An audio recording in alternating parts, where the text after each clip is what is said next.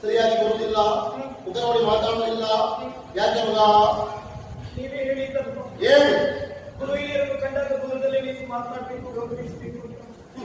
ಅದು ಇವತ್ತು ನೆನಪಾಯ್ತು ಮಗ.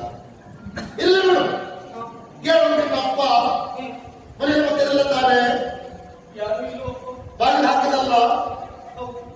ಕೆಲವು ದಿವಸಗಳಾಯ್ತು ನಾನು ನೋಡ್ತಾ ಇದ್ದೆ, ಕದ್ದು ಕದ್ದು ಅಕ್ಕಿ ತಿಂತಿದ್ದಲ್ಲ. ಯಾಕೆ ಹುಳಿ ತಿಂತಿದ್ದಲ್ಲ? ಯಾಕೆ ಮಗ? ರುಚಿಯಾಗಿತ್ತಪ್ಪ.